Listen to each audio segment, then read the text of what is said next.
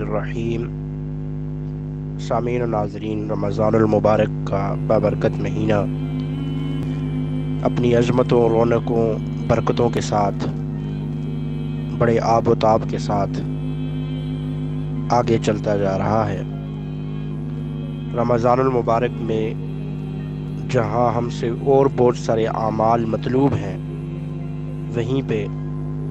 برداشت، صبر، ایثار، قربانی،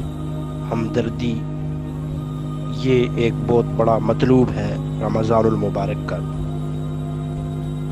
اللہ رب العالمین کے احکامات کو بجا لانے کے ساتھ ساتھ حقوق العباد ان کا پورا کرنا رمضان المبارک کا مطلوب ہے۔ اور اللہ کے محبوب علیہ الصلوۃ والسلام نے ماتحتوں کے ساتھ اچھے سلوک کا حکم عطا فرمایا ہے۔ وہاں پہ سب سے پہلے اپنے گھر والوں کے ساتھ، اپنے بیوی بچوں کے ساتھ حسن سلوک کا اور حسن سلوک پر زیادہ زور دیا گیا ہے۔ مسلم شریف کی حدیث ہے کہ انسان 1 روپیہ باہر زکوٰۃ دیتا ہے، صدقہ دیتا ہے، اللہ کی راہ میں خرچ کرتا ہے، کسی غریب فقیر کو دیتا ہے، اور 1 روپیہ پیسہ وہ اپنی بیوی کے اوپر خرچ کرتا ہے، تو ان میں سے سب سے زیادہ قیمتی جو پیسہ ہے، جس کا ثواب زیادہ ملے گا، وہ روپیہ ہے جو انسان اپنی بیوی کے اوپر لگاتا ہے۔ رمضان المبارک کا یہ بابرکت مہینہ ہے۔ اس حوالے سے میں چند گزارشات کروں گا کہ چونکہ ہمارے گھر کی خواتین سارے سال کی طرح رمضان المبارک میں دگنا ہماری خدمت میں لگ جاتی ہیں، عام روٹین میں بھی وہ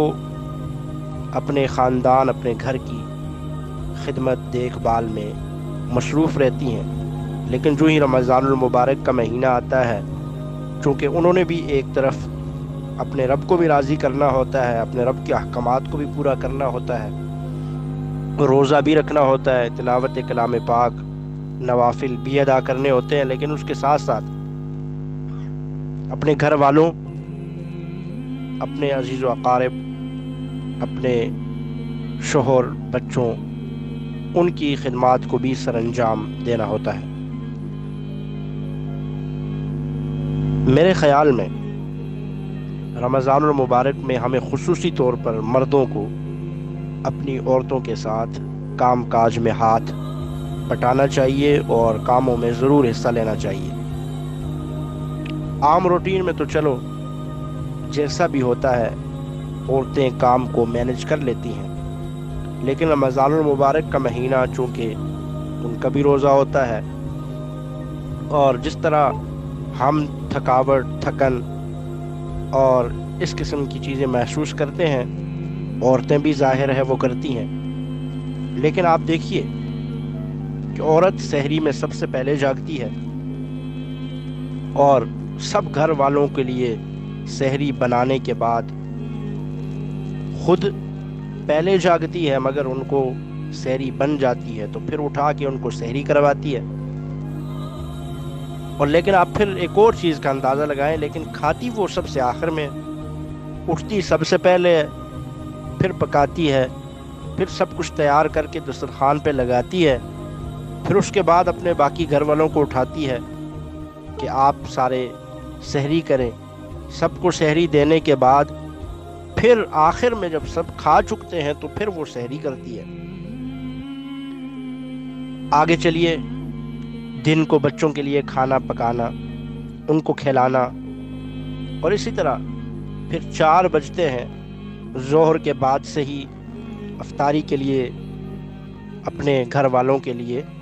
کھانا بنانے میں مصروف ہو جاتی ہے۔ طرح طرح کی ڈشیں، طرح طرح کے فروٹس اور طرح طرح کی چیزیں ہمارے لیے وہ پکانا شروع کرتی ہے۔ ایک طرف چاول بن رہے ہیں تو دوسری طرف گوشت بنایا جا رہا ہے، تیسری طرف پکوڑے بن رہے ہیں تو چوتھی طرف اور چیزیں بنائی جا رہی ہیں۔ اب اگر گھر میں ضعیف لوگ ہیں تو ان کے لیے پال پرہیز کا کھانا الگ بن رہا ہے اور بچوں کے لیے الگ سے بن رہا ہے، شوہر صاحب کے لیے الگ سے بن رہا ہے، اور دیگر گھر کے لوگوں کے لیے ان کی مرضی کے مطابق الگ الگ سے کھانا پکایا جا رہا ہے۔ اور اس کے ساتھ ساتھ وہ پکا بھی رہی ہے اور ساتھ ساتھ وہ پریشان بھی ہے کہ کہیں کسی چیز میں کمی اور کوتاہی نہ ہو جائے، مرچ زیادہ نہ ہو جائے، نمک زیادہ نہ ہو جائے، کیونکہ اس کو پھر سب کی باتیں بھی سننی ہے۔ اب مغرب کی اذان سے پہلے وہ دسترخوان لگا کے ساری چیزوں کو ان پہ حاضر بھی کر لیتی ہے اور سارے ہاتھ باندھ کے یوں بیٹھے ہوتے ہیں۔ اب وہ خواتین گھر میں وہ ساری چیزیں سامنے لا کے رکھتی جاتی ہیں اور دسترخوان کو سجایا جاتا ہے۔ اب اس میں ہر طرح کی چیز ہے۔ اب افطاری ہوتی ہے، سب کھاتے ہیں، تعریف تو بہت دور کی بات ہے۔ اب سارے اپنی مرضی کی چیز اٹھا کے کھانے کے بعد ایک طرف سے آواز آتی ہے اس میں تو نمک زیادہ ہے، دوسری طرف سے آواز آتی ہے اس میں تو مرچ زیادہ ہے، اور ایک تیسری جانب سے آواز آتی ہے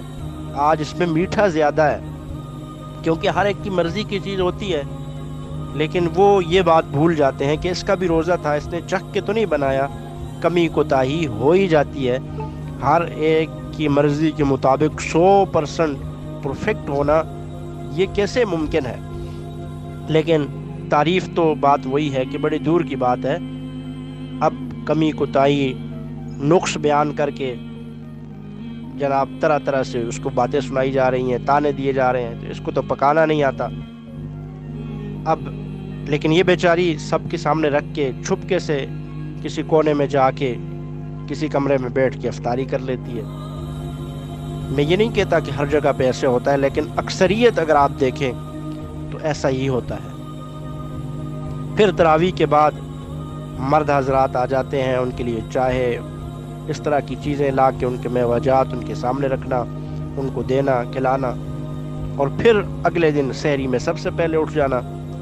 اور خدا نخواستہ اگر سحری میں لیٹ اٹھ جائے، دیر ہو جائے، تو اب وہ سارے کے سارے خاندان کا نزلہ اس بیچاری عورت پہ گرتا ہے۔ سارا دن اس کو تانے سناتے ہیں، باتیں سناتے ہیں کہ ہمیں لیٹ جگایا، ہمیں بتایا نہیں، اگر اٹھے ہی نہ پھر تو سارا دن اس کے لیے قیامت جیسا ہے۔ تو یہ ساری کی ساری چیزیں ہمارے معاشرے میں پائی جاتی ہیں۔ اب ہم مردوں کا کرنے کا کام یہ ہے کہ ہم نے اپنے ماتحت جو لوگ ہیں ان میں عورتیں سب سے پہلے اپنے گھر کی خواتین، چاہے وہ آپ کی بیٹی ہو، آپ کی بہن ہو، آپ کی بیوی ہو، ماں ہو، ان سب کے ساتھ آپ نے ہمدردی کا رویہ رکھنا ہے۔ رمضان کے آتے ہی آپ نے ان کے ساتھ ہاتھ بٹانا ہے، کھانا پکانے میں مدد کرنی ہے، جھاڑو دینے میں۔ اللہ کے نبی علیہ الصلوۃ والسلام کی سیرت و زندگی کو پڑھیں تو اللہ کے محبوب صلی اللہ علیہ وسلم اپنے گھر والوں کے ساتھ کھانا پکاتے، جھاڑو دیتے، ہر کام اللہ کے محبوب صلی اللہ علیہ وسلم کیا کرتے تھے۔ اور ہمیں بھی اللہ کے محبوب علیہ السلام نے یہی حکم دیا ہے، اور ہمیں یہ سننا سے ہمیں یہ بتایا گیا ہے کہ آپ نے بھی اس طرح کرنا، اور اس طرح کرنے سے آپ کی عزت میں کمی نہیں ہوگی، بلکہ گھر کی خواتین آپ کی بیوی کی نظر میں، آپ کی بہن، بیٹی اور ماں کی نظر میں بھی، اور اللہ رب العالمین کی نظر میں سب سے بڑی بات یہ ہے کہ آپ کی عزت، آپ کا رتبہ، آپ کا جو مقام ہے وہ بڑھے گا۔ اس لیے خصوصاً رمضان المبارک میں عورتوں پر جو بوجھ ہوتا ہے اس کو کم کرنے کے لیے مردوں کو گھروں میں اپنا کردار ادا کرنا چاہیے، اور یہ ضروری ہے، اور یہ کریں گے تو اس میں ان کے لیے بھی بہتری ہے۔ کیونکہ اب وہ جہالت کا زمانہ تو نہیں رہا کہ سننا قرآن اور سنت حدیث وہ ہماری آنکھوں سے اوجھل ہیں، ایسا تو نہیں ہے۔ ساری چیزیں وضاحت کے ساتھ بیان ہے، اللہ کے محبوب علیہ السلام کی زندگی ہمارے سامنے ہے، تو ہمیں اس کے مطابق کرنا ہے جو اللہ کے محبوب علیہ السلام نے کیا ہے۔ اللہ کے محبوب علیہ السلام اپنی ازواج مطہرات کے ساتھ کاموں میں ہاتھ بٹاتے تھے، کام کیا کرتے تھے گھر میں، تو اس لیے ہم نے اس جہالت کو ختم کرنا ہے اور اس معاشرتی پسماندگی کو ختم کر کے اب ہم نے عروج کی طرف جانا ہے، اور عروج یہی ہے کہ رسول اللہ صلی اللہ علیہ وسلم کی بتلائی ہوئی زندگی کو اللہ رب العالمین کا حکم سمجھ کے ہم نے پورا کرنا ہے۔ اور رسول اللہ نے جیسے زندگی گزاری ہے، اس لیے قرآن کہتا ہے لَقَدْ كَانَ لَكُمْ فِي رَسُولِ اللَّهِ أُسْوَةٌ حَسَنَةٌ، اللہ کے محبوب صلی اللہ علیہ وسلم کی زندگی تمہارے لیے بہترین نمونہ ہے۔ تو آئیں ہم آج سے یہ وعدہ کرتے ہیں کہ ہم سارے مل کے گھروں میں جتنے بھی مرد حضرات ہیں وہ اپنے گھروں میں اپنے خواتین کے ساتھ کام کیا کریں گے، اور رمضان المبارک کے مہینے میں بھی اور عام طور پر بھی ہم نے یہ کام کر کے اپنی خواتین کے شانہ بشانہ رہ کے ہم نے یہ کام کرنے ہیں۔ اس سے اللہ کی نظروں میں، رسول اللہ صلی اللہ علیہ وسلم کی نظروں میں ہماری قیمت بڑھے گی اور ہم سنت پہ عمل کرنے والے بن جائیں گے۔ اللہ رب العالمین ہمیں اس طرح آپ علیہ الصلوۃ والسلام کی سنتوں کو پورا کرنے کی توفیق عطا فرمائے۔ السلام علیکم ورحمۃ اللہ تعالی وبرکاتہ۔